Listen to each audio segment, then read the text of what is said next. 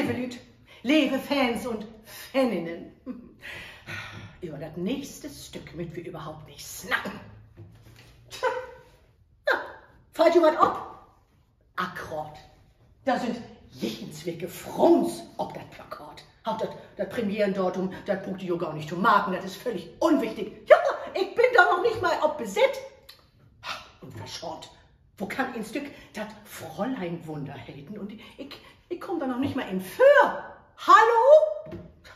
Zwei Wör, der Ohren mir überhaupt nicht denkbar sind.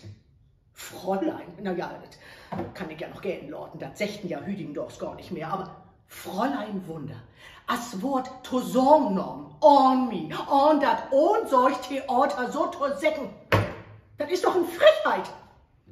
Ob to schall da auch noch sungen waren, ja, in musikalische Komödie. Man, wenn de Söhnchen über mich ist hart, des drollig ob der Alster funkelt. Was muckst du denn da? Man dat Lachen in de Straßen hören kann. Das lütte Bötchen sucht schon ob der Alster funkelt. Ja, je Gott da nicht hin, hört ihr? Weiß ich gar nicht mehr, was ich hier sagen soll. Je Gott da nicht hin. Ihr könnt den Podcast, auch auf Beas Podcast könnt ihr die Show auch sehen, ja. Denn weet ich sicher, dat wat jemals wieder kommt.